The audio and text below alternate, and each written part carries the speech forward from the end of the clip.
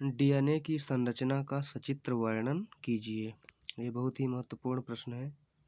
इसका उत्तर सन 1953 में वाटसन एवं क्रिक ने डीएनए की संरचना को प्रदर्शित करने के लिए इसके अणु के अवयवों को व्यवस्थित करके एक द्विकुंडलित प्रतिरूप बनाया, जिसके लक्षण प्रमुख निम्नलिखित हैं। नंबर 1, डीएनए का प्रत्येक अणु दो कुंडलित पॉलीन्यूक्लियोटाइड श्रृंखलाओं के सर्पिल क्रम में लिपटने से बनता है। इन दोनों श्रृंखलाओं अर्थात कुंडलनों का व्यास 20 एंगस्ट्रॉम होता है। यानी कि यहाँ पास जो डीएनए बना हुआ है ये दिख रहा है। इसमें दो सर्पिल क्रम में इस प्रकार से ऐसे डीएनए की श्रृंखलाएं हैं जो आपस में एक दूसरे से सर्पिल क्रम में लिपटने से डीएनए का निर्माण हो रहा है। और इन दोनों श्रृंखलाओं के जो बीच का व्यास है तो वो 20 एंगस्ट्रॉम होता है। ठीक है।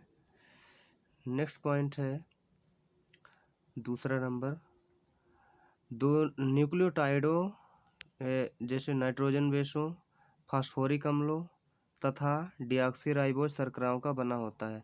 मतलब ये जो डीएनए बनता है वो न्यूक्लियोटाइड के अंतर्गत नाइट्रोजनस बेस रहती हैं, जैसे एडेनिन, ग्वानिन, थायमिन और साइटोसिन। ये नाइट्रोजनी क्षारक हो गए।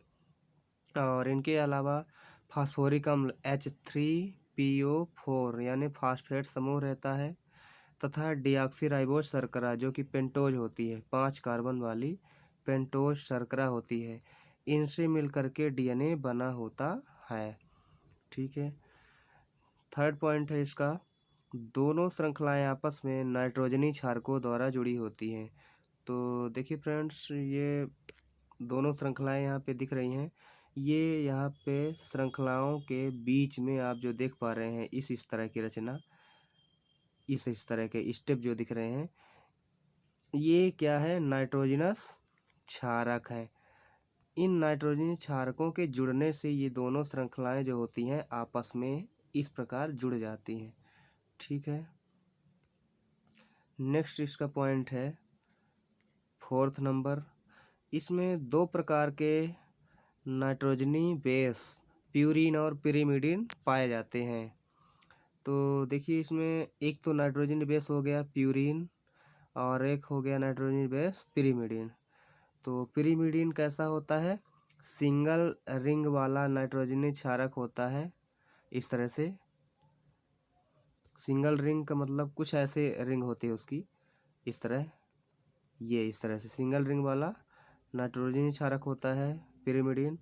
और उसी प्रकार से प्यूरिन जो होता है वो डबल रिंग वाला होता है। मतलब ये एक पिरिमिडिन रिंग हो गई और उसी के साथ में एक एमाइडाजोल रिंग जुड़ी रहती है। ये पिरिमिडिन रिंग और ये एमाइडाजोल रिंग। तो इस प्रकार से दो नाइट्रोजनी बेस डीएनए में पाए जाते हैं। और इनमें से ये जो प्यूरिन है वो दो प्रकार का होता है, एडेनिन और ग्वानिन। और जो पिरिमिडिन होते हैं वो थायमिन और साइटोसिन होते हैं, जिनके संकेत क्रमशः एडेनिन, ग्वानिन और पिरिमिडिन के संकेत हो गए थायमिन और साइटोसिन। इस प्रकार ये पाए जाते हैं।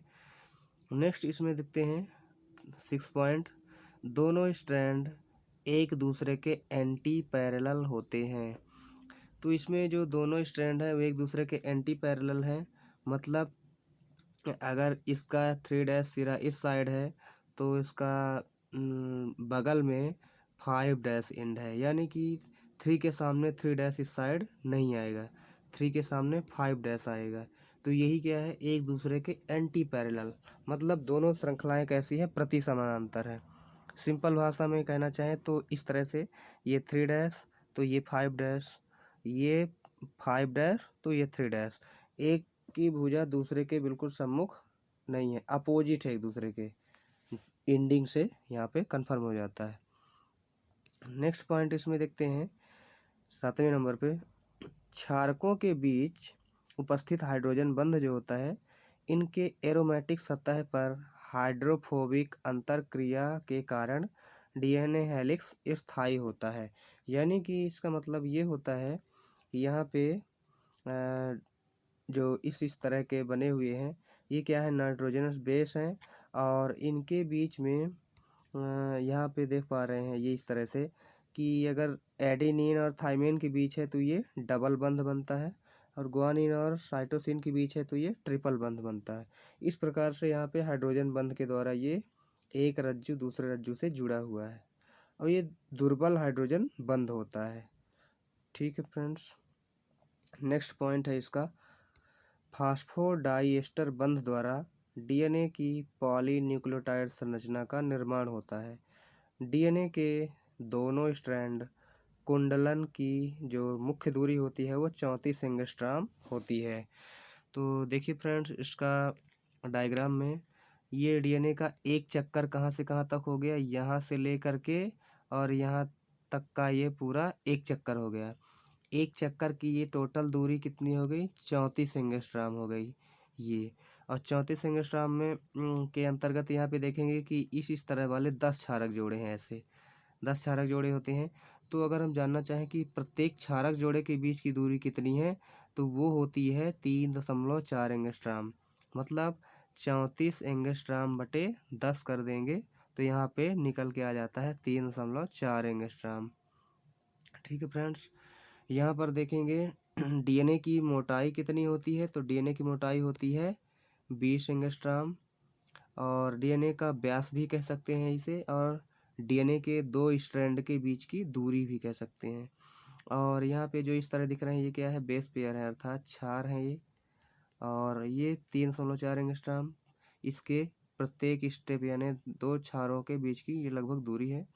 और ये जो इस तरह से ये दिख रहा है सांप में, मतलब कहना चाहिए कि ये रस्सी टाइप की रचना, ये क्या है, शर्करा फास्फेट की चैन है, यानी शुगर और फास्फेट की बनी हुई श्रृंखला है। और इसमें एक बीच में रचना दिख रही है लगभग इस तरह से, तो ये क्या है, एक उसका एक्सिस है। एक्सिस का मतलब जिसके तहत चारों ओर ये इस तरह से घूमा हुआ है, वो इसका सेंट्रल एक्सिस है। और डीएनए के बीच में जहाँ पे ज़्यादा गर्त होता है इसे मेजर ग्रुप कहते हैं, मेजर ग्रुप यानी बड़ी खांच कहते हैं। और डीएनए के बीच बीच में कहीं कहीं पे छोटी खांच भी होती है, इनको माइनर ग्रुप कहते हैं, माइनर ग्रुप, इनको छोटी खांचें भी कहते हैं। तो इस तरह से अगर हम पूरी डिटेल देखना चाहें कि ये क्षार कैसे एक दूसरे से जुड़े होते हैं, तो ये इस तरह सबसे पहले ये शुगर जुड़ती है एडेनिन से, तो ये न्यूक्लियोसाइड बना। इसी तरह इधर की भी शुगर एडेनिन की जगह पे यहाँ पे थाइमिन से जुड़ गई तो ये न्यूक्लियोसाइड बना। अब ये न्यूक्लियोसाइड अपने अपने ओर के एक एक फास्फेट से जुड़ जाते हैं तो ये न्यूक्लियोटाइड बन जाता है। और ये दोनों न्यूक्लियोटाइड आपस में यहाँ पे डबल बंध हाइड्रोजन बंध के द्वारा जुड़ जाते हैं, तो ये बन जाता है न्यूक्लियोटाइड। और न्यूक्लियोटाइड के बीच में जो बंध हो गया दोनों साइड में, फास्फोडाइएस्टर बंध कहलाता है। मतलब डीएनए के दोनों रज्जुक एक दूसरे से फास्फोडाइएस्टर बंध द्वारा ये जुड़े होते हैं, दोनों रज्जुक। इस तरह से इसकी रचना कुछ इस प्रकार से बनती चली जाती है, इसीलिए इनमें जिग जैग रचना दिख रही है। और यहाँ पे एडेनिन हमेशा थाइमिन से डबल बंध द्वारा जुड़ता है, और गुआनिन हमेशा साइटोसिन से ट्रिपल बंध के द्वारा जुड़ता है। और ये क्रमशः शुगर नाइट्रोजनी क्षारक से जुड़ गई इस तरह से, और यही शुगर फिर फास्फेट से जुड़ जाती है, तो पहले न्यूक्लियोसाइड इसके बाद न्यूक्लियोटाइड बन जाता है। और इस तरह से बहुत सारे न्यूक्लियोटाइड जुड़ करके एक लंबी श्रृंखला बना लेते हैं, जिससे होकर के ये डीएनए का निर्माण हो जाता है। और डीएनए का पूरा नाम हो जाता है डीऑक्सी राइबो न्यूक्लिक एसिड, अर्थात ये केंद्रकीय अम्ल है या नाभिकीय अम्ल है, जो कि नाभिक में या केंद्रक में पाया जाता है। ठीक है फ्रेंड्स, वीडियो अगर अच्छा लगे हो तो प्लीज़ लाइक करें, हमारे चैनल को सब्सक्राइब करें। धन्यवाद।